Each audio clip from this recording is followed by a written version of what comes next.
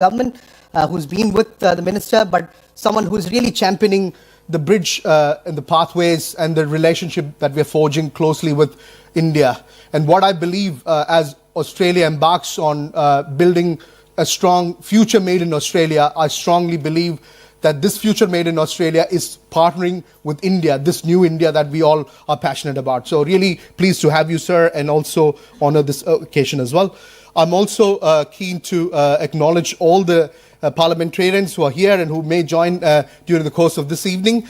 All the business leaders here, industry partners here, a strong diaspora community and business leaders are here. So we really acknowledge that this new phase of Australia-India relationship where this people-to-people linkage is driven by the diaspora leaders is going to really shape and accelerate on those outcomes we are targeting.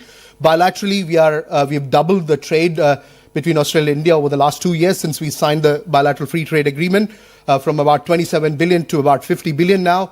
We want to double that in the next 2 to 3 years, 100 billion. And all of us have a role to play, and hence we are keen to hear where we can leverage Australian business industry can leverage Andhra Pradesh as the growth engine partner, as the destination for investment and also partnering growth as well. So really excited to be here and to hear from the minister and the team here. We're looking forward to that.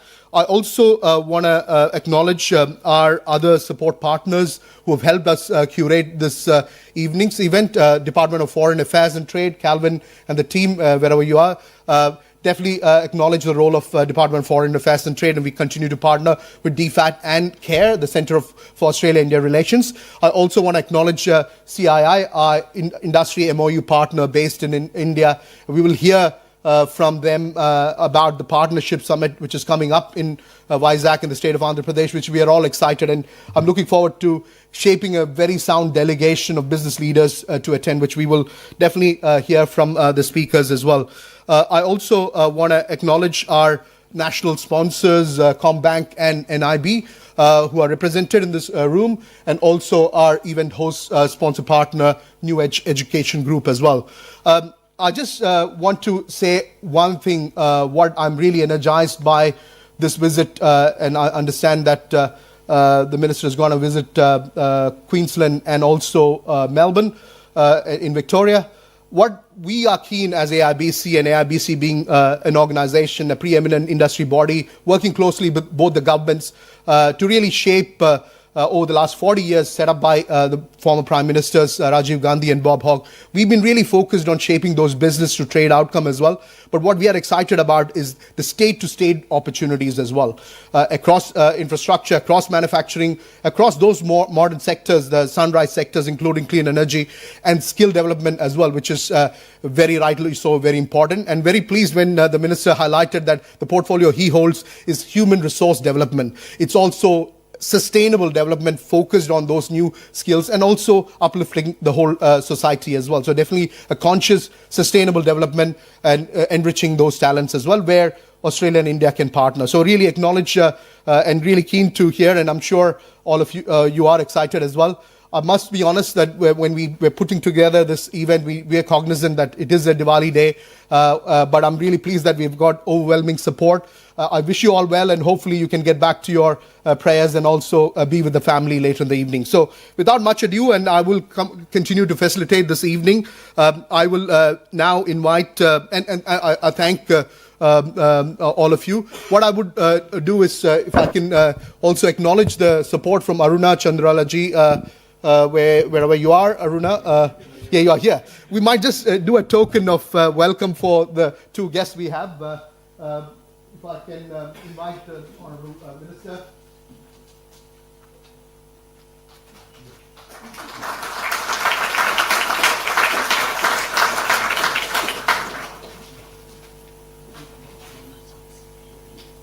And if I can invite Minister and the Giles as well.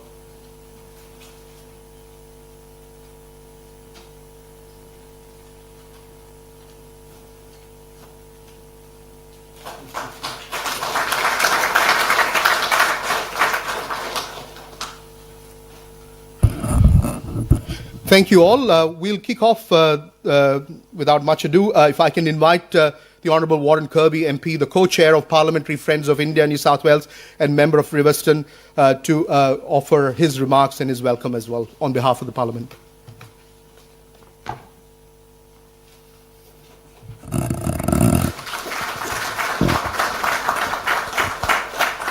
Shukti Vivali.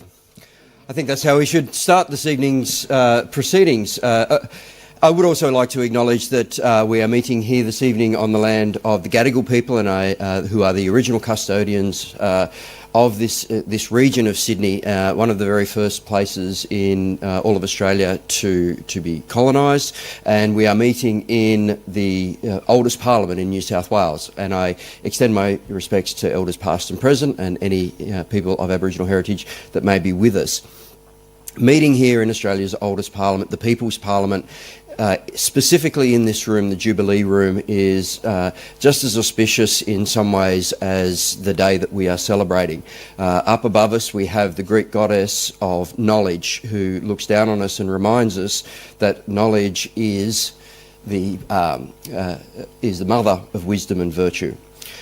This occasion that we're talking about, we're celebrating. Many people tonight, I'm sure, will pray to the goddess Lakshmi for prosperity, and we know that this all comes as a response of lifelong learning, of making sure that we get to know one another, and all of that comes through education. So to be in this room on this day for the meeting that we're having is something to tell us about the things that are all coalescing to make sure that this relationship between India and Australia really kicks off. And there are many, many ways in which we complement one another in this relationship.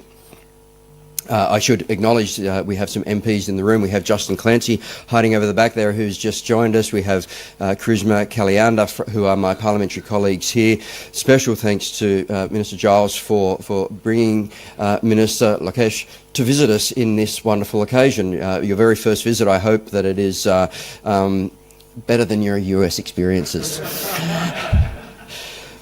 But when we think about what we need to do in these bilateral ties, how we need to come together, of course there are many avenues in which Australia and India complement one another.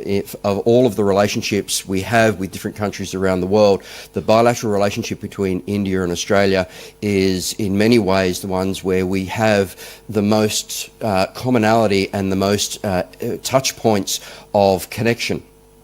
If we talk specifically about education, there are many ways in which our two countries can work together for mutual benefit. We have some of the most advanced educational systems in the world here between our university sector and our TAFE sector.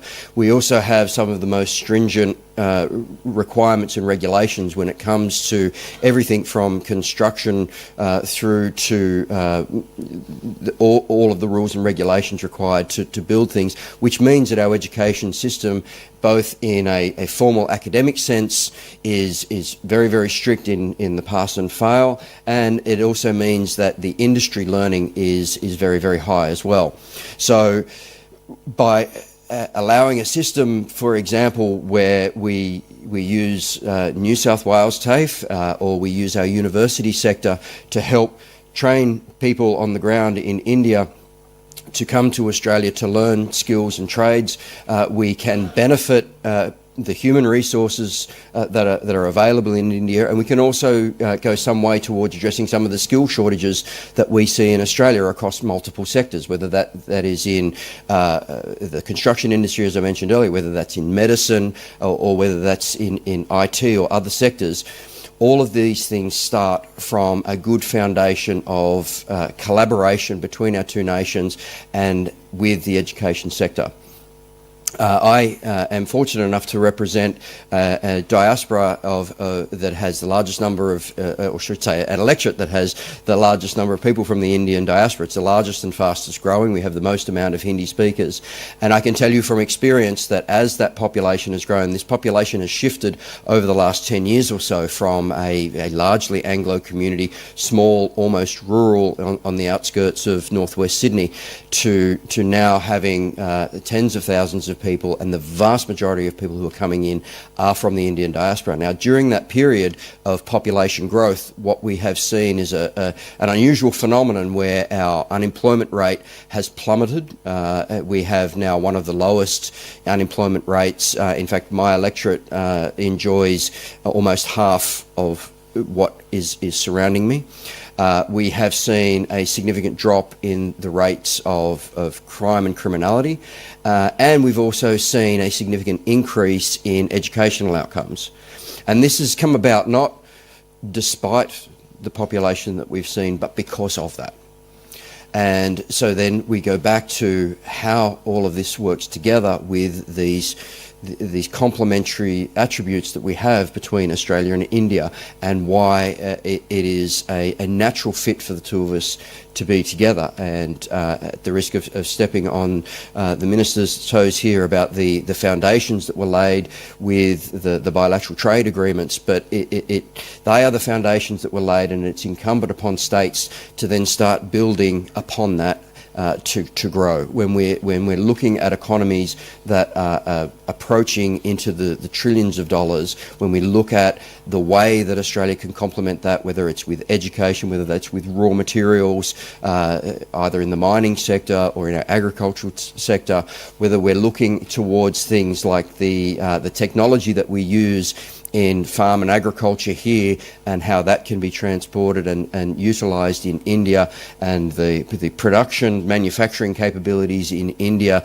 the way to take innovation into commercialisation in India, it means that there are enormous amounts of opportunity for both Australian businesses and Indian businesses to work together, not for the benefit of one individual company, and certainly not in a purely transactional sense, but in a mutually beneficial way where we can genuinely come together and work together to grow the economies of both countries and to uplift the opportunities that exist for our relative populations. So I'm very, very excited about this evening. I'm very, very excited to listen to the wisdom of the ministers that have come here to join us. And thank you so much to the industry partners. Thank you to AIBC, Irfan in particular, for all his tireless efforts in making these connections happen. And for the people who are in the room here today who are going to make this happen, we have now that we have reached India as being the second highest migration rate, we have built the human bridge that is the final piece of the puzzle that's been required to make these opportunities work. So I encourage each and every one of you to walk away from this room after your prayers for prosperity this evening, then start working on ways on how we can collaborate together, how we can make the dream and the concept come to realisation. Thank you.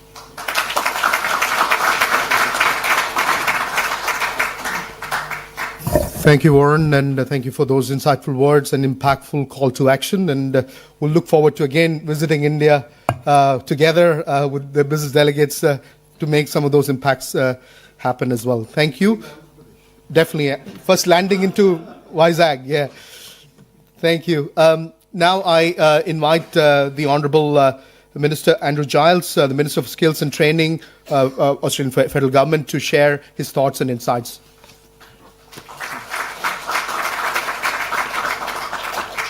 Thank you very much, Irfan. It's a great pleasure to be here. I want to begin my remarks too by recognising the Gadigal people as the traditional custodians of the land on which we're gathered, and paying my respects to elders past, present and those who are emerging too. Minister Lokesh, it's a great honour to have spent some time with you today, and I really do look forward to hearing your more formal remarks this evening. It's a privilege to be part of the conversations that we are having. As Warren was suggesting, and indeed as Irfan said, many of the opportunities between our two countries will be navigated not just at national level and not just at business to business level, but through the considered engagement of subnational governments who understand their regions, their economies and their labour markets. And having read a little bit about the success story of Andhra Pradesh in recent days, it was wonderful to hear you talk us with such enthusiasm about what has been done, but more particularly for what is to be done. and to think about the shared opportunities that that presents. So I'm very much looking forward to hearing from you, and we'll try and keep my remarks brief so we get to you quickly, Minister. I know that Warren and I think it's Justin, I'm not sure if we've met before, and of course my friend Charisma are here from the New South Wales Parliament. I can say this, that while I'm obviously not a New South Wales parliamentarian, becoming the chair or co-chair of the Parliamentary Friends of India is as fought over as a cabinet position in the federal parliament, and perhaps that's something that can be taken away. On that, I want to recognise my old friend, my young friend, former Minister Alan Griffin, as well as all the other dignitaries here. It's an absolute pleasure to be here at the AOBC. It's my second AOBC education event in as many months. I'm not sure what's planned for November, and it is wonderful to be able to welcome you, Minister Lokesh, for this event. To think about the reputation that you've built for your government's transformative work, particularly in terms of technology, real-time government. There's a lot for us to think about here, and human resource advancement in Andhra Pradesh. And I think everyone in this room appreciates the opportunity we have to draw on your experience and to think about where it might take our bilateral arrangements. I want to also acknowledge the really critical role the AOBC has been playing for 40 years in building understanding and building connection. I don't think it's something that really can be overstated, and I think the energy that the AOBC has right around the country right now is infectious. I think there would be a delegation from an Indian state here at least every second week at the moment, and conversations around that are happening non-stop around the country. The business-to-business links are being reinforced by a deeper understanding, and that's in large part due to the work of the AOBC. Now, if I turn briefly to the skills landscape in Australia, the one thing I really want to emphasise is that our view is simply this.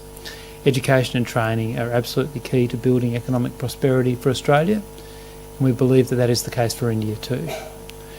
We share many things as nations, but in particular right now we have the privilege to share the fastest growing region in human history, and that brings with it the opportunity to make the most of it for all of our communities.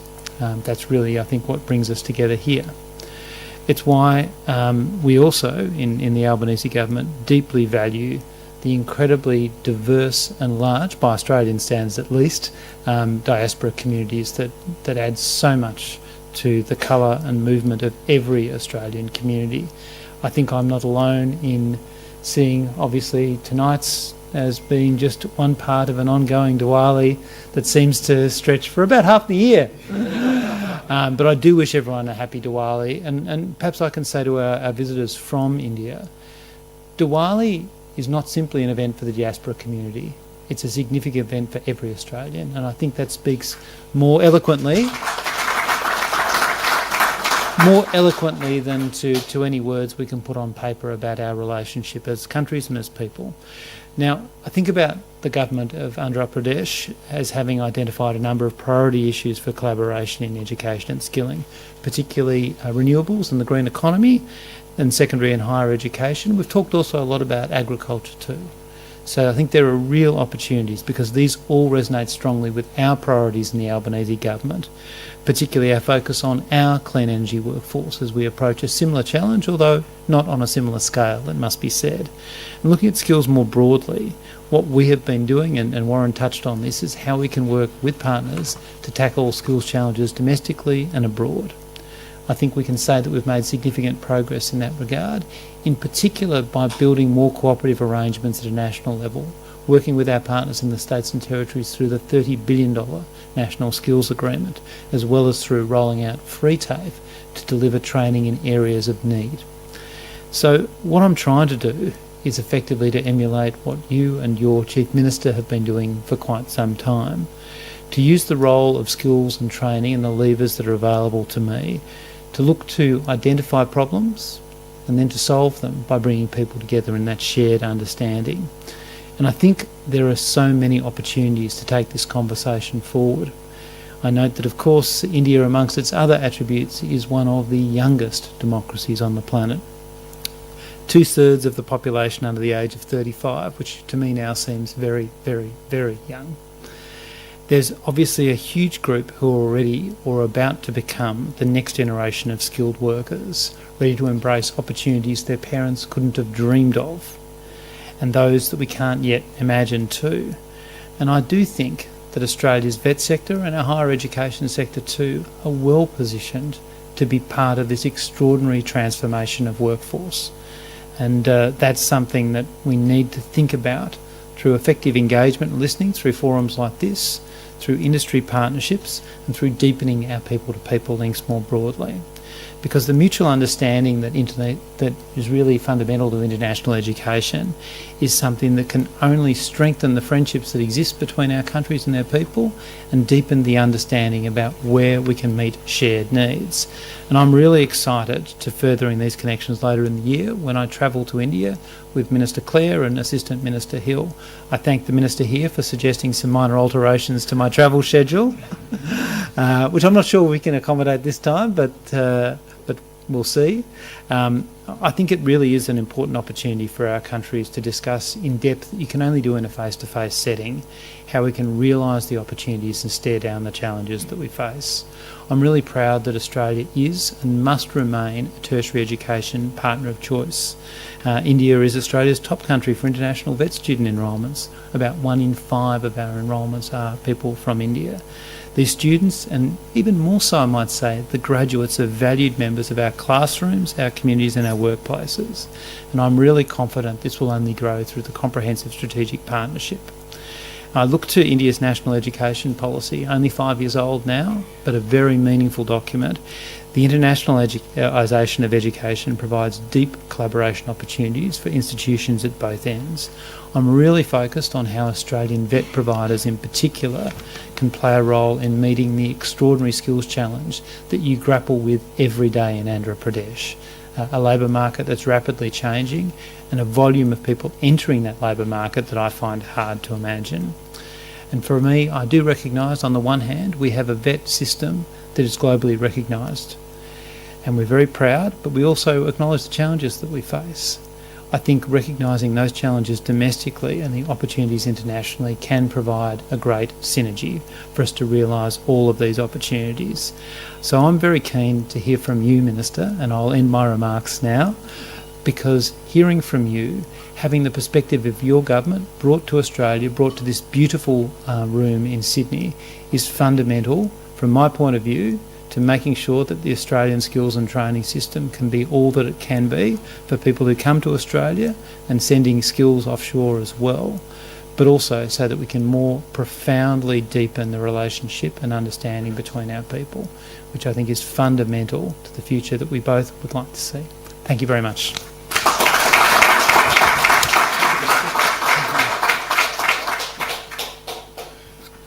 Thank you, Minister Giles, for your insightful words. And I think that strong reinforcement of partnership, recognizing the strengths and the opportunities to forge this relationship on, led by the skills opportunity is a key here.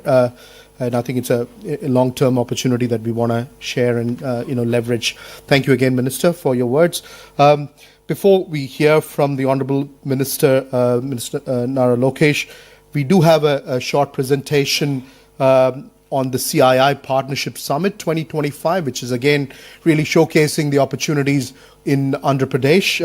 So to present and showcase the CII Partnership Summit, I've got Mr. Praveen Singh, the Associate Vice President of Andhra Pradesh Economic Development Board, to share some of those insights and the presentation as well. Over to you, Praveen.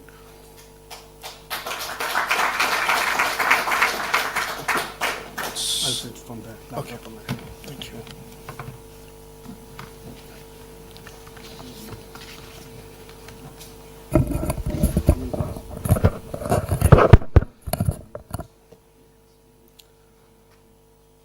Good evening, everyone. I would like to acknowledge the Gadigal of the Eora Nation, the traditional custodians of this land, and pay my respects to elders, past, present, and emerging.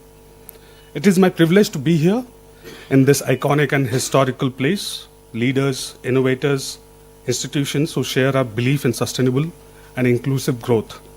Today, I bring to you the story of Andhra Pradesh, a coastal, connected, and competitive state that is emerging as India's new economic powerhouse. with a thriving GSDP of $180 billion, deep policy reforms, strategic sectoral opportunities, Andhra Pradesh invites Australian investors to join hands as partners in our next leap of growth. We are fully aligned with India's national vision of Viksit Bharat by 2047, but Andhra Pradesh adds its own bold vision, Swan Andhra Vision 2047. Our national goals are ambitious: a 32 trillion economy, a 6 trillion in exports, 10% of global share, and $20,000 per capita income. Andhra Pradesh's contribution will be significant through value-added manufacturing, future-ready infrastructure, equitable growth across districts. Our transformation is mapped across economic and social indicators with defined targets by 2047. Literacy will move from 72% to 100%. Female labor force participation will rise from 36% to over 60%. Skilled workforce to over 95%. Urbanization to 80%. Economically, GSDP to $2.4 trillion. Per capita GSDP to over $42,000. Merchandise exports to $450 billion. And renewable energy share from 35% to over 75%. These are not projections. These are milestones with live policy tracking. Andhra Pradesh economic model is anchored on 7 powerful pillars that reflect both intent and action. Policy framework, over 25 active policies across sectors ensure clarity, speed, and investor assurance. World-class logistics with 6 ports, 3 industrial corridors, seamless highway railway connectivity. We offer among the lowest logistics cost in India. Amravati, a greenfield capital, designed as India's most modern capital city, built with smart and sustainable infrastructure. Future-ready workforce with a skill database covering 3.5 crore citizens and 200 plus hubs aligned to sectors like AI, clean tech, and manufacturing. Quantum and deep tech, home to India's upcoming Quantum Valley. Green Energy Valley with 160 gigawatt of renewable energy potential. At the core of all this is our governance model led by Hon'ble Lokesh sir, powered by AI-driven, tech-enabled workflows, ensuring real-time monitoring, predictive action, investor-first service delivery. Industrial Policy 4.0 serves as the overarching framework guiding Andhra Pradesh economic transformation. Our reforms are built on 6 principles: speed, product quality, low logistics cost, employment generation, tech readiness, and circularity. Climate action policies include clean mobility, included renewable energy and waste to value recycling initiatives. Sectoral policies span across aerospace, food processing, MSMEs, tourism, minerals, and sports. Technology-focused policies support drones, electronics, semiconductors, space, data centers, and innovation ecosystems. Andhra Pradesh is also India's maritime gateway to the east, with over 1,000 kilometers of coastline, the second longest in India. Our plan is to have port, shipyard, or a harbor every 50 kilometers. Key ports include Visakhapatnam, Kakinada Gateway, Gangavaram, Machilipatnam, Krishnapatnam, Ramyapatnam, Mulapeta.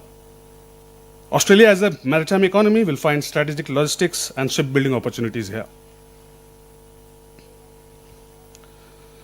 Andhra Pradesh is also creating global competitive aviation and aerospace cluster across Kurnool, Tirupati, Danakonda, and Madakasira. The Civil Aviation University at Bhogapuram will train more than 5,000 aviation professionals annually. From drone manufacturing to sustainable aviation fuel, AP is ready to partner with Australian OEMs, training academies, and MRO majors. AP also offers a massive land bank of over 41,000 acres aligned with the 3 industrial corridors, which is no other state in India is having in the country, which is government-approved industrial corridors.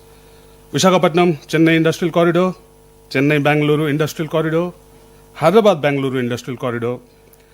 This land is ready with utilities, zoning and trunk infrastructure, ideal for plug-and-play projects.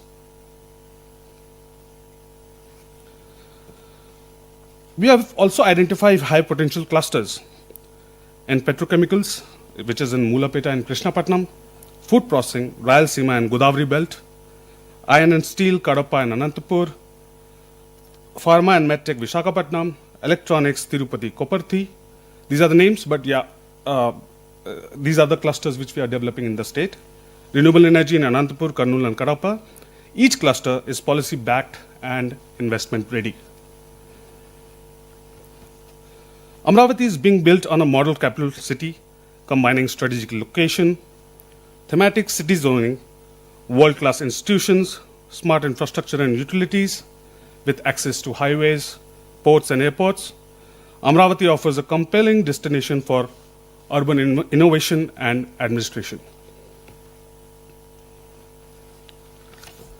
Andhra Pradesh is also one of the first Indian states to commission a green hydrogen valley with goals across indigenous hydrogen manufacturing, clean fuel-based startups, R&D clusters, and global academia collaboration with 160 plus gigawatt of RE potential. This is a natural fit for global clean energy firms from Australia.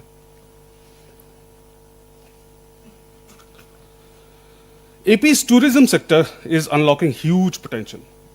10,000 plus hotel keys, 1.5 lakh plus women-led homestays, 20,000 to 50,000 new rooms by 2029. Private investment target is $2.9 billion by 2029.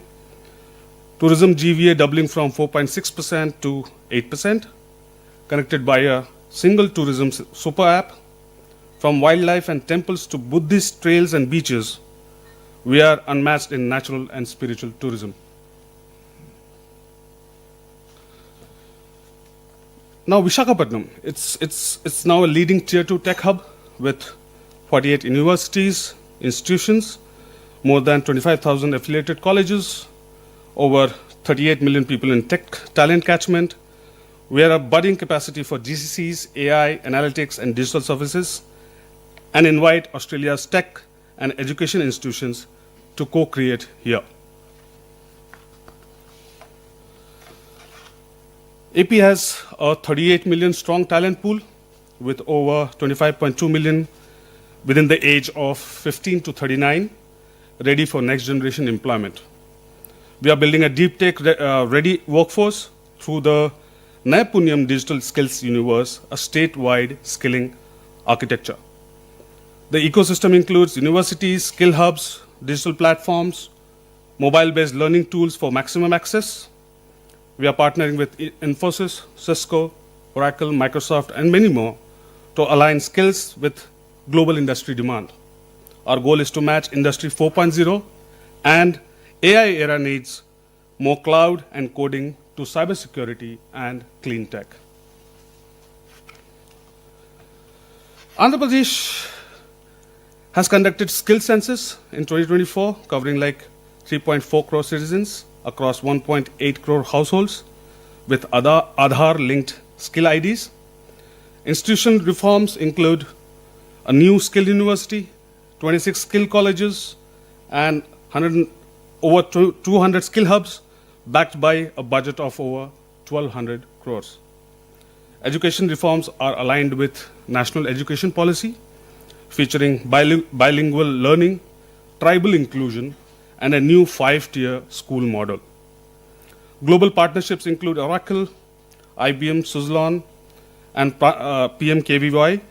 Sectors focus spans IT, wherein 4 lakh has been trained, manufacturing, wherein 94% of them has got a placement, green energy, and healthcare. Cumulative employment impact includes 28,000 placements, 15,000 skill spoke jobs, and 9,400 crores in inclusive education support.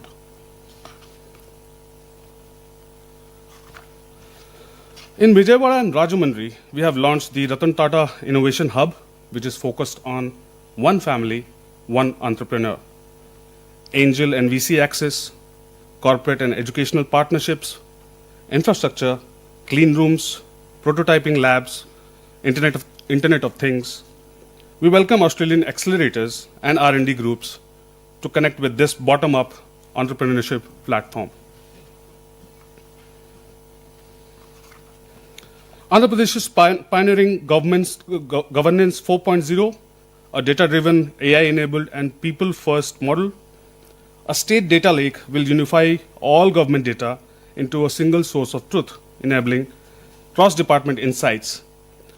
Our Aware Hub, going live by November 2025, will monitor 42 real-time parameters from satellites, drones, CCTVs, and Internet of Things IoT devices. The AI intelligence layer will detect patterns, trigger responses, and guide predictive governance. Citizens will access 700 plus public services via WhatsApp with real-time redressal going live by August 15th. It has already been live, sorry. Sorry. This is not a pilot, it's a quantum governance at scale, and Amaravati will lead India's transformation. In just past 12 months, AP has secured over 120 billion in investments with the potential to create 7 lakh jobs. These are across clean energy, electronics, food processing, and ports, and reflect real investor confidence in AP. I would like to invite all of you to the Partnership Summit 2025 to be held on 14 to 15 November. The venue is Vishakhapatnam. This will be a landmark event showcasing project-ready pipelines, MOU signings, and global cooperation across industry and innovation. Let me conclude with a heartfelt invitation. Join us in building sustainable, inclusive, globally competitive, and innovation-led economy. Let us shape the next decade together as partners, collaborators, and chain makers. Thank you.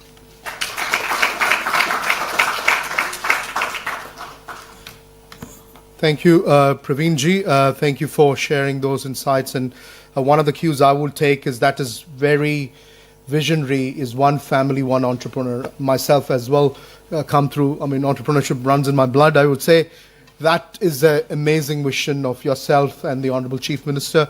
So we are definitely keen to partner on that. And really, I want to bring those accelerators and investment funds as well and scale-ups to leverage Andhra Pradesh as the soft landing for destination for India or India market access. Thank you again, and really looking forward to joining you all at the CII Partnership Summit.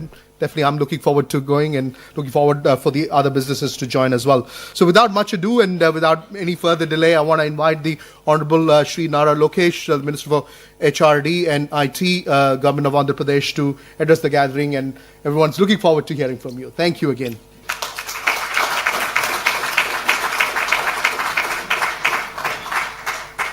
That's okay. A very good evening. Thank you very much for having me here. I would like to specifically thank the Honourable Minister Andrew for spending almost a better half of a day with me and sort of welcoming me and explaining to me how Australia works, especially on the skill side of things. So really appreciate your time. I'd like to also thank the Honourable Member of Parliament, Warren, who's here, Justin, who's also here, and Karishma. Thank you very much for hosting me. Wonderful place, historical building. Let's wait and watch whether democracy is really working or not. Interesting times we live in. So if Praveen has not done his job in convincing all of you, I'll take another shot at it. So I'll give you 3 specific reasons why you should look at Andhra Pradesh. One, the first one being is we have a leadership with a track record. So for those of you who don't know Mr. Naidu, this is his 4th term as Chief Minister. He's a 75-year-old young man. When you meet him, you'll understand it why I said he's young. He's very young at heart. He comes with abundance of energy. But what makes it different this time around is he's backed with a young team. So 50% of the legislature is a first-time MLAs. 17 out of the 25 ministers are first-time ministers. So he's backed with a very young team with a lot of fire in the belly to get things done. And that's what makes it different. And Mr. Naidu is the reason why Hyderabad is what it is today. And people were kind enough to give him an opportunity to build a legacy all over again. And he's now doing it with the new Andhra Pradesh, a divided Andhra Pradesh. The second reason is speed of doing business. And I can give you two specific examples of it. One, I'm sure all of you have followed the Google's announcement. It's the single largest FDI investment in Indian history, and it's landed in Visakhapatnam. It's a greenfield data center that's getting built out there, and it's not only the data center, it's the whole the landing station, the sea landing cable station that's coming out there. And we are really excited about building the entire ecosystem. I've had an opportunity to meet a few of the data center developers here in Australia, and I've had the opportunity to invite them to Visakhapatnam. But we're really excited to build a larger ecosystem. And we got all this done in 13 months, which is 1 month more than what we agreed with Google on. And once we agree to work together, it's no longer your business, it's our business. And first thing you'll see getting created is a WhatsApp group. We love WhatsApp. So WhatsApp group gets created on a daily basis. We actually review these projects. So I'm on good 25 groups now. On a daily basis, projects are reviewed. There's an update that goes out from my office and the respective ministers, because these are all cross-functional. So one example is Reliance is investing big into CBG, compressed biogas project, where they're making compressed biogas from Napier grass. And I have the energy minister on the group. I have the minister for revenue, which is land, on the group, because they're going to take land on lease from government and actually want to grow grass. And on a daily basis, the project is updated. And if they don't update, then I get involved and say, what's the status update? Where are we? What's the target? Where do we stand? Another example of speed of doing business is the work that we've done with ArcelorMittal. ArcelorMittal is building India's largest steel plant, south of Visakhapatnam. And again, we got this done in 15 months. So from the day we agreed to agreeing on the incentives, getting the land done, environmental hearing, getting all the clearances. So this is not MOU. This is grounding. We are not here to sign papers. We are not here to do MOUs. We actually want to deliver on the field. So the 120 billion that was actually explained and the marquee brands that are coming to invest are all being grounded in our state. And the 120 billion have been agreed upon only in the last 16 months. So that's the pace at which we are moving in Andhra Pradesh. And if there's one thing that I can compete with the other states on, it's going to be speed of doing business. So in the past you've heard of ease of doing business. So now we mean speed of doing business. There were days when we've cleared proposals in 3 days. So there are 3 layers where they get approved. One is SIPC and SIPB, and then the cabinet. It happened in 3 days. So that's the pace at which we're willing to work, and we're really excited of getting your business down in Andhra Pradesh. The third reason why you should consider Andhra Pradesh is we are a startup state. We are hungry. We're eager to get things done, and we can get things done as of yesterday.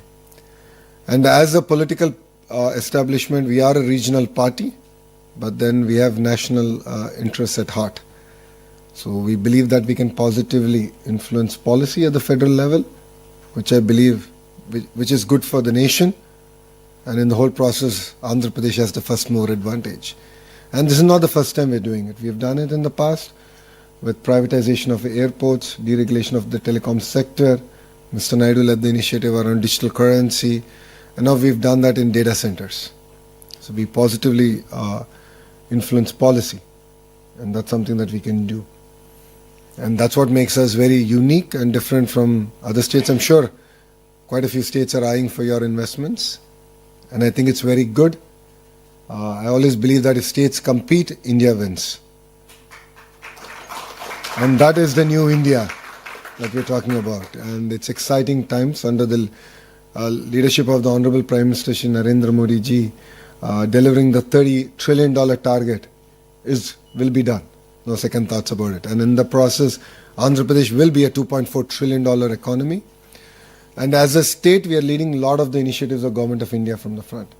So I'll give you an example. Labour reforms. We were specifically asked by Government of India whether we can spearhead. Out of the 9 reforms, we got 8 of them done in 15 days. 1-5, not 5-0. So we got it done. And the other one in the next cabinet, we're going to actually clear it. So we are leading from the front in terms of reforms. And Mr. Naidu believes that we should support reforms because that's the only way we can remove the shackles of bureaucracy on the state growth and governance. So that's what makes us very unique. I think these are 2 clear examples I've shared. And I love Visakhapatnam. For people who are familiar on the Indian territory, if Bangalore were to marry Goa and have a child, that will be Visakhapatnam. It's best of both worlds. It's exciting space. The greater Visakhapatnam economic corridor is slated to be a $1 trillion economy. So we are already planning for it. After the announcement of Google, there's so much of excitement, energy that has come in. And we've already started working on the greater economic region, planning all the hard and soft infrastructure that needs to come in, because we don't want to have the same trouble that our neighbors are having today. So it requires a certain amount of visionary leadership that, of course, we already have. And it's Mr. Naidu who's leading it from the front. So I invite all of you to please come down, spend 2 days with us. I think you'll be able to understand the raw energy we have. We have amazing speakers lined up. It's an amazing conference. While the greater part is going to be about Andhra Pradesh, it's still about India. And quite a few states are also coming, and they're going to also pitch their states. And what a better platform than Visakhapatnam, where other states can also pitch. And it'll showcase, again, new India, where states compete and the nation wins. So thank you very much for your time. I thought I'll make this more a dialogue than a monologue.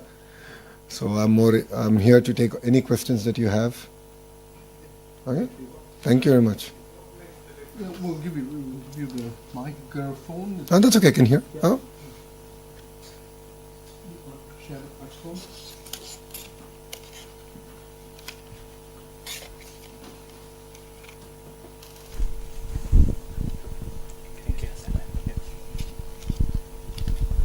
Sorry, I'm Shravan Kumar. How are you? Great.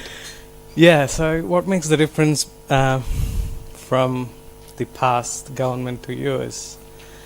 Because the pain I had personally with the investment, so-called, with the previous government, and then I lost my father, been fighting with legally, politically, everything. What makes the difference with your government then? Well, people have spoken. We won 94% of the seats we contested. Yeah. It's a clear mandate given to us to create jobs. And we actually we made a promise that we're going to create 2 million jobs in 5 years. Yeah. It's a very bold promise, and that's why I'm here. That's what brings me to Australia. And I think day after tomorrow, the Honourable CM is going to UAE. We've done roadshows in Singapore. I was in London. We've done some very exciting work there. But see, one thing if you notice is that, yes, there was a little bit of pain in the last 5 years, but the policies that we created, or companies that landed in Andhra Pradesh between 14 and 19, Kia and few others, though they had challenges, but none of the incentives or the policies that we came could be overturned. Because whatever we do, the policies that we come out, have a strong institutional framework that stand the test of time and politics. So this is Mr. Naidu's 4th term. It's not his first term. He's a very seasoned politician. He understands the importance of system policies and ability to implement them. So if you've seen it in the past 10 years, 9.5 years of his, between 1995 to 2004, and then 14 to 19, and now, it comes with strong backing and policies. So that's what really helps. And the mandate is clear, 94%. I mean, it's with a lot of humility we take that, and we are here to deliver on our promises, which is to create jobs. And in the process, we'll end up creating a vibrant economy called Andhra Pradesh. Thank you. No. We'll just finish and if you have time, we'll come. Huh?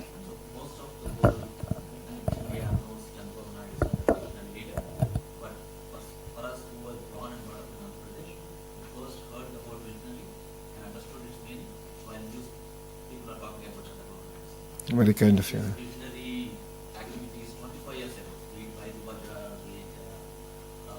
Getting all the government employees to do clean and green programs. IT is just one of them. As well as, he was being criticized a lot at that time for getting a gold club. He still is being criticized.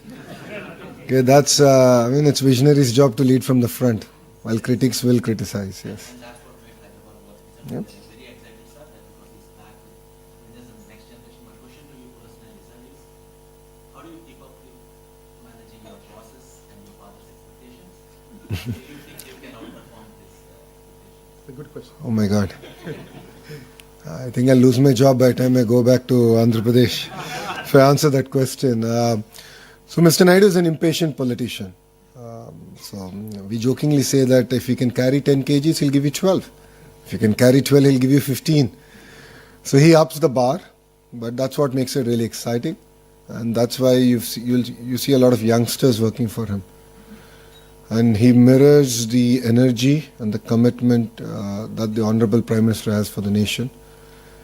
And there's this new term called double engine sarkar, which is double engine train government in India. It's called double engine government. That means it's the same government in the state and in the center. I say we have a double engine bullet train sarkar, which is 2 engines bullet train government. Because you have Mr. Naidu and you have the Honorable Prime Minister. They bring raw energy and passion. Both of them are 75 years old, but you don't see that age on them. But we're leading from the front. And that's what makes it very unique and exciting. I think it's very difficult to live up to the expectations of Mr. Naidu because it's a moving goalpost. The closer you get, keeps going. But it's a very rewarding experience. I've been working with him now for almost 12 years. I've joined his team in 2013, 12, 13 years now. It's been an exciting journey. It's been extremely rewarding because all the hard work is now paying off. An example of it is Google. We bought Vizag from being an old steel city to now a data city of the world, and bringing Vizag on the global map in terms of data connectivity. And this is just the beginning. When he set the goal of doing 6 gigawatts, when I came up with the policy, a lot of the critics said, you don't even have 6 megawatts. So where are you going to get 6 gigawatts of data center? Here we are, 16 months later with 1.5 gigawatt signed close. So SIFI 500 megawatts, a gigawatt of Google. And rest assured, I think in the next 18 months we'll finish 6 gigawatts. So that's the kind of energy that's there.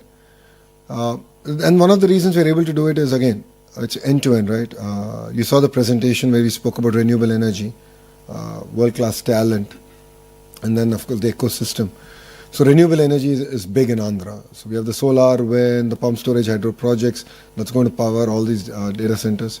So I think that's what makes Andhra Pradesh very unique, because we can offer an end-to-end solution that I believe majority of Indian states cannot. So, thank you.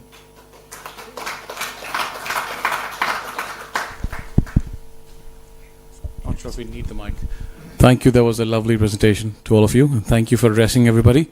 My name is Hemant Babbar. I'm with the IBC. Sir, firstly, congratulations on the $15 billion you've scored from Google. Thank you. I hope that's just a start. You've been here for, some time now. Yeah, 2 days. 2 days is pretty good.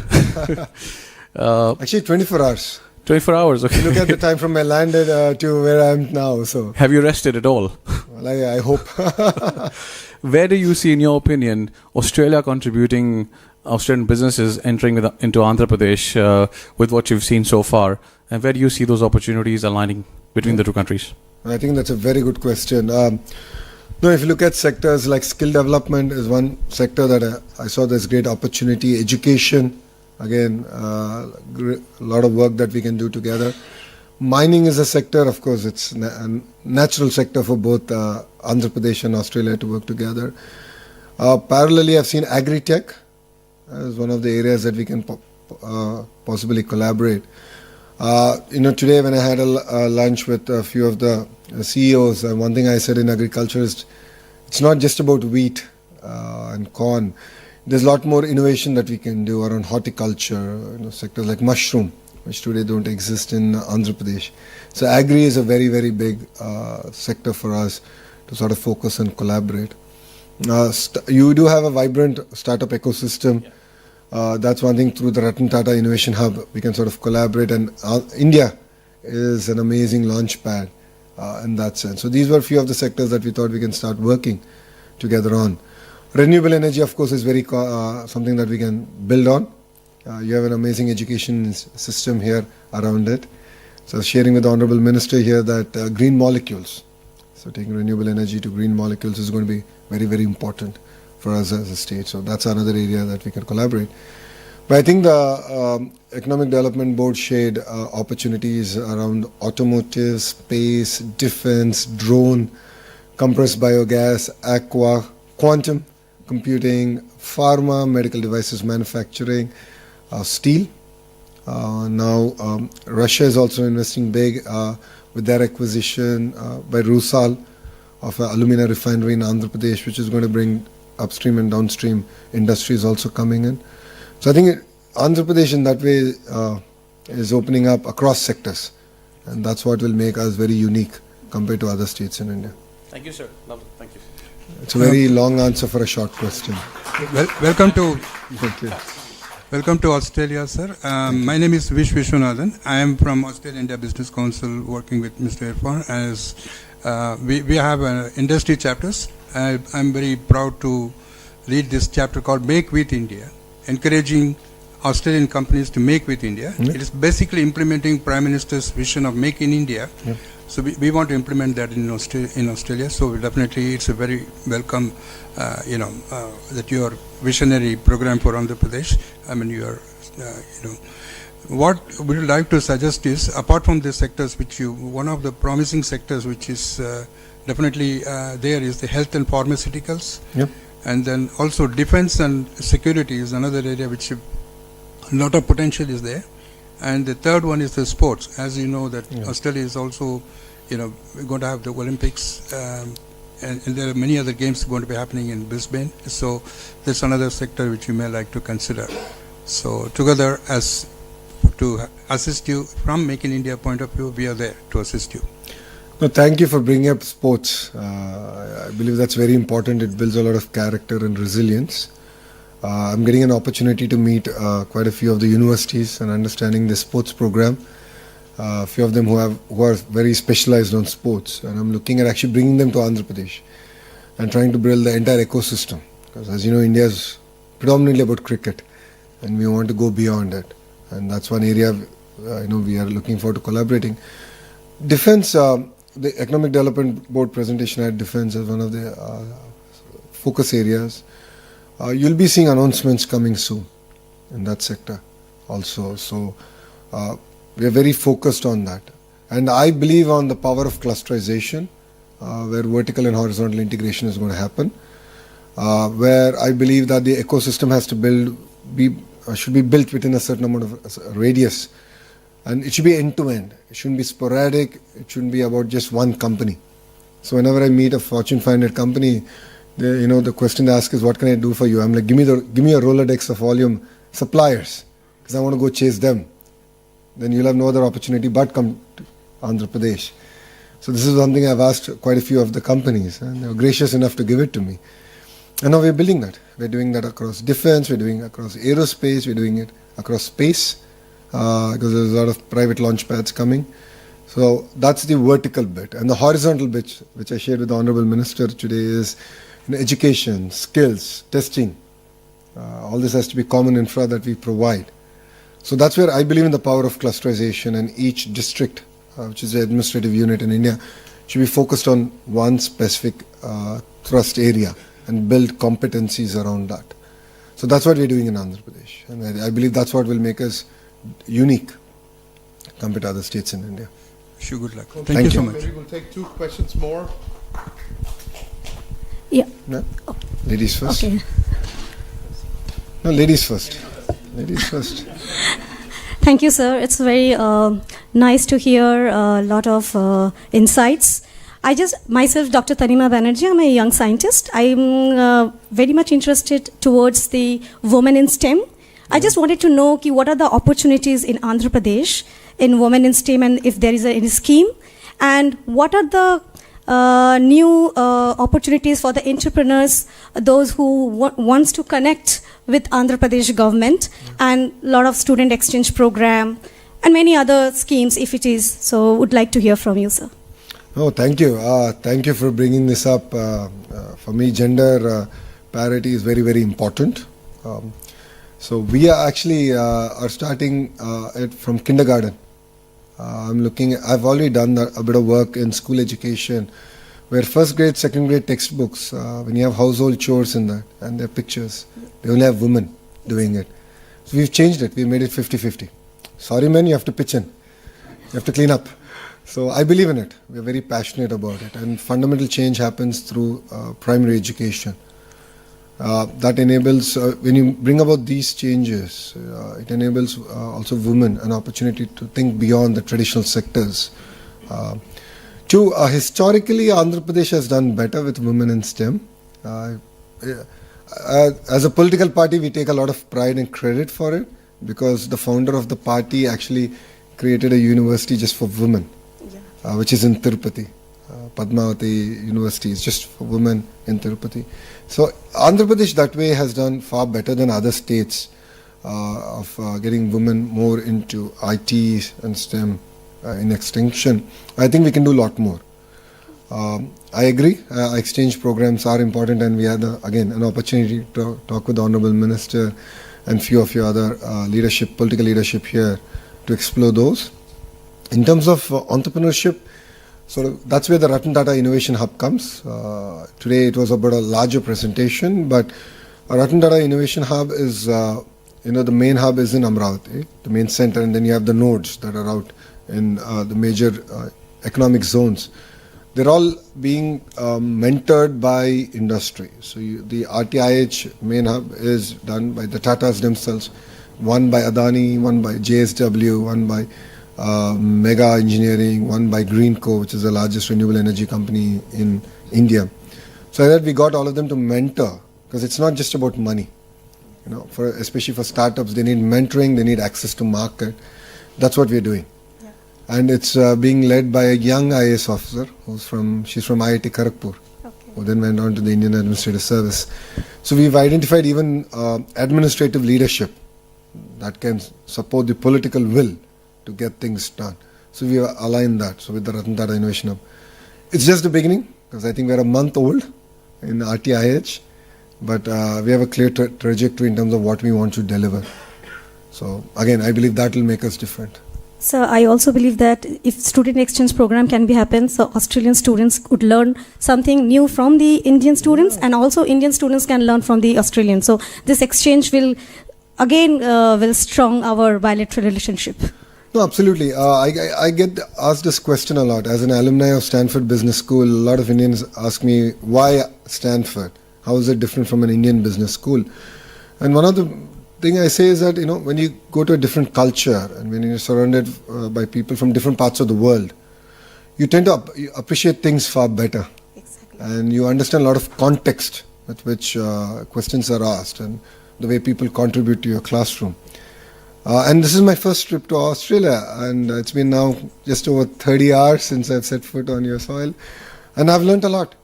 And I'm truly amazed with what Australia and Andhra Pradesh can learn and work together on. And on that note, I would also like to thank, where's Calvin? There he is. I would like to thank Calvin and the leadership here in Australia for having me down. Honestly, if not for you, I wouldn't have made it this far. But I think, they've really curated an experience. And I was actually asking my team, does India do this? Do we have a similar program? And we should actually do it. Even at state level, we should do it, where we are able to bring in thought leaders from across the world to come and visit. I think there's a lot to offer, a lot for us to learn, and a lot that we can offer to the world. So thank you. Sir. Thank you. Thank you, sir. My name is Ram Gorlamandula. I'm an illustrious alumni of Sri Satsai Institute of Higher Learning, Puttaparthi. Oh, nice. And a resident of Kadapa, but been here for the last 2 decades. Oh, wow. So I run a multifamily office practice, specifically focusing on helping Australian family offices to invest in high-growth Indian startups. Oh, nice. We have invested not in unicorns, but unicorns were created 10 years ago. So we invested in minicorns, which are now unicorns. Wow. So we hold a few of them in our portfolio today. Based on my decade-long work across these markets, there are 3 or 4 major observations that I've made. One, for example, I do a lot of work with AMTZ in Vizag. Yep. I've visited AMTZ many times and happens to be a co-alum who is currently chairing the zone there, Mr. Sharma. Yeah. So Jitendra Sharma. So I visit there quite often. Exceptional individual. Excellent. So one of the major things that I've realized is when we try to create a market access program for medical devices from AMTZ, biggest issue was regulatory approvals in Australia. If there is any way, as a representative of the government, that you could actually create a representative office for TGA, Therapeutic Goods Administration, in AMTZ's office. Okay. So that medical device organizations and products that are manufactured in Vizag could actually comply with Australian regulatory approvals to fast track that. Something that regulatory agencies here have done very well with China in the last 3 decades. So same applies to building material industry. So there are organizations like Standards Australia, Master Builders Association. Many of them have operating representative offices in various parts of China. And because of that, if you go into any building material hypermarkets, the likes of Rees, Bunnings, so any of these supermarkets where you find building materials, you have a significant influx of Chinese products. And primary reason, because Australian regulators were called into those manufacturing clusters, so that manufacturers who are manufacturing there had significant insight of what is required to get a watermark certification for a Chinese tap to be sold in Australia or a Chinese lamp to be sold here. That is something which is currently missing with India.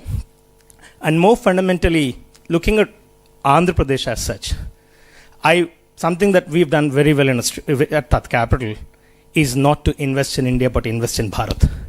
So Andhra is a real definition of Bharat. So and something that I share very commonly with many of my tech entrepreneurs here, Australian tech ecosystem is already significantly late in embracing Indian tech employment scene. So don't go and compete for talent in Hyderabad, Bangalore, Chennai, Mumbai, where it is significantly overcrowded. Go for new age cities like Vizag. Go for new age cities like Coimbatore. So on that note, may I be bold enough to ask you, sir, that you put a reference white paper in front of the government to say that to create an Andhra Australia Global Capability Center as a single center of excellence for all Australian technology companies to have a global capability center out of Vizag, so that every Australian company is based in a single city, and all these technology companies who are significantly late entrants compared to the Fortune 100 companies out of America are possibly discovering talent out of Bharat rather than hunting for talent out of India. Thank you. I think 2 specific asks. One, AMTZ is a great example of vertical integration and the cluster approach, right? So we got the vertical bit down. Now I have to work on the horizontal, which is the entire skills, the education, and of course testing, certification. And that's something that we take strong feedback on. The same initiative we need to do in the aqua sector and various other sectors. So I'll work with my counterparts in the Australian government, and we'll put out a paper out there, and we'll figure out this journey together. And that's something that we're going to do. Competing with other states, I think I'm doing a half decent job. I'm getting called names for doing it, but that's okay. I mean, again, I come back to the point that if states compete, India wins, Bharat wins, and that's new India. So it's competition is very good. As long as it's healthy, I think we can take the country forward. Makes us sharper, makes us hungrier, and states that are complacent will end up losing. And Andhra is not going to be one of the complacent states. If you know Mr. Naidu, and you know him better than me, so he's not going to let us be complacent. So my father rolled out Janmabhoomi and Aksharashmi from the ground. He's a college principal. Oh, wow. Unfortunately, he lost his college in previous government when they took away the government-aided program. So you're a victim. Okay. So our family has been a main funder of the college for more than 45 years in the village. The aided. Yeah. So ecosystem. we now have a building with no teachers to teach. I understand. Yeah. That's one thing we couldn't stop. Unfortunately, I mean, policy was actually done before we actually ended up in. So thank you very much. I really appreciate all of you coming. Give a round of applause. I know it's Diwali, and thank you very much for coming here. I'm sure you have to go back, be with your families. I think we'll do it offline. I think a lot of people have to go home. And just because I'm away from my family doesn't mean I take you away from your families. So I think it's very unfair. But happy Diwali, and thank you very much for having me.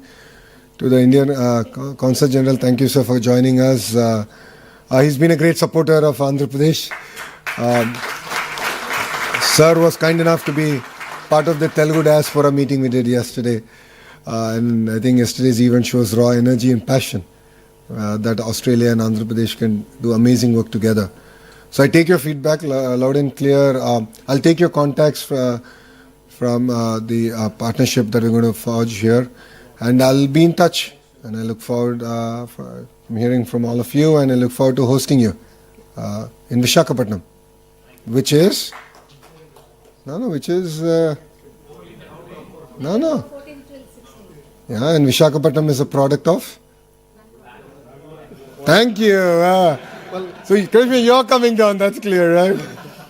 It's an offspring of Bangalore and Goa. I'm from Kerala, so probably a little of. Thank you very much. Jai Hind. If I can hold you back here, Arunaji, a small token of thanks and appreciation, a lot of respect and love from all of us here. Actually, here all my Telugu Sandhani team is here. We do the Ganesha festival every year from last 12 years. It is on behalf of Ganesha team. Oh, wow. And wishing you all the best to remove all the hurdles and bring best out of you. Next time I'll send you Mangalgiri scarves. From my constancy, so thank you very much. Thank you very much.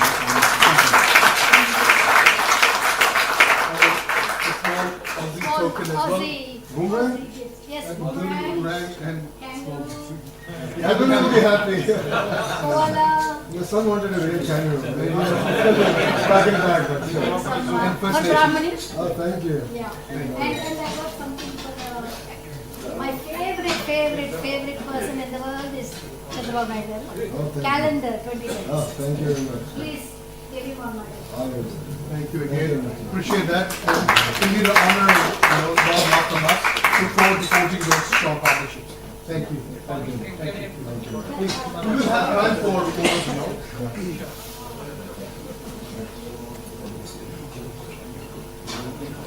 Please do be seated.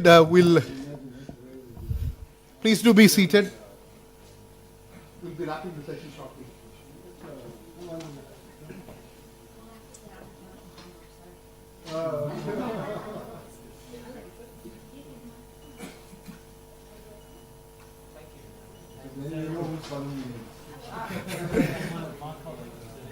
Please, if you can be seated, I will invite.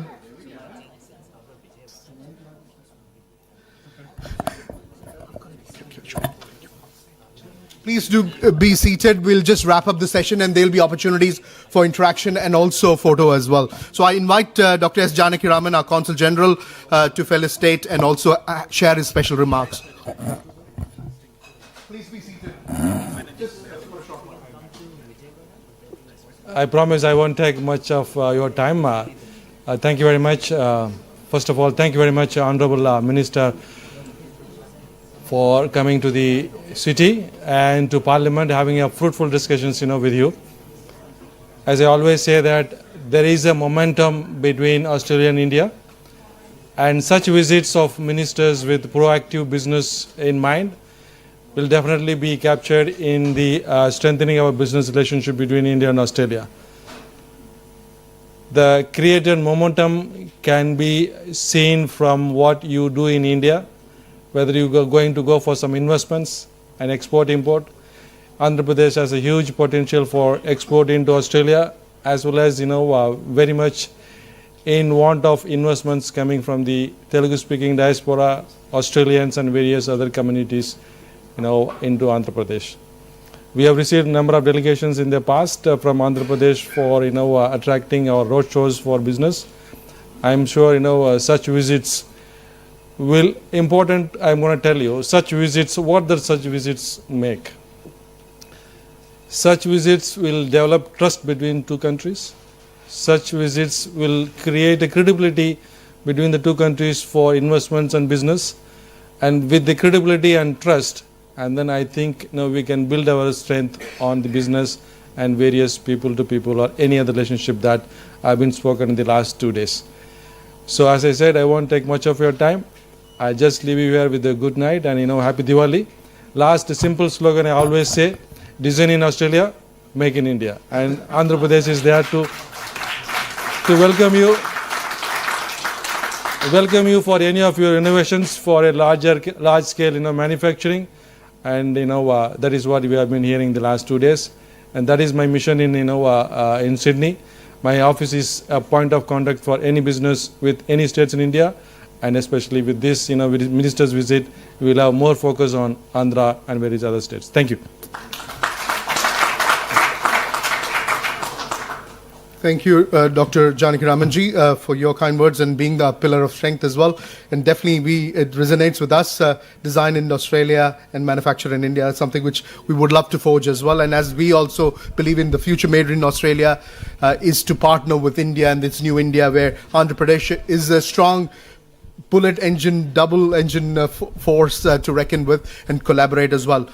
Without much delay, I would just quickly acknowledge all our partners here for this event, the Parliamentary Friends of India for New South Wales, Warren and the team here, the Consulate General of India, Sydney, and also the support from Department of Foreign Affairs and Trade. Calvin, you and your team, thank you for helping us coordinate. The CII team, our MOU partners, New Edge, the event host sponsor, Ravi and team, and our national sponsors, Commonwealth Bank and NIB. I wish you all a great, happy Diwali. Enjoy a great evening and rest of the days as well. We look forward to collaborating and hosting a delegation at the CIR Partnership Summit. If you haven't reached out, please reach out to AIBC. We'll be keen to facilitate and facilitate this delegation. We're already seeing a lot of interest. So if you want to be part of some amazing showcase and opportunity to leverage, and I've always felt this is not only an opportunity to leverage what is happening in India, but global opportunities partnering with India. So that's something which would love to curate as well and working along with you all. And please do reach out to AIBC and join us as well as we shape this future of Australia-India business-to-business relationship, forging those closer people-to-people linkages as well. Enjoy the evening and look forward to interaction and some more photographs as well, as we are here for another 10-15 minutes. Thank you again. Look forward to interacting. Have a lovely evening.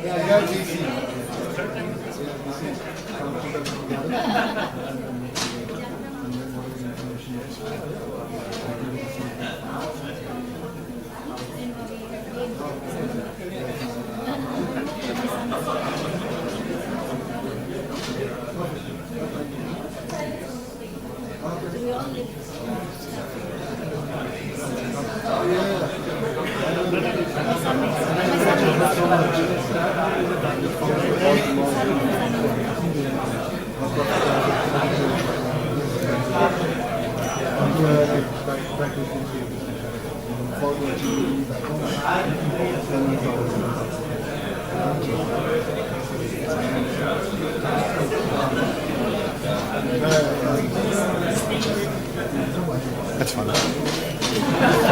Thank you for that. So I've got his number, so I will text him, Julian.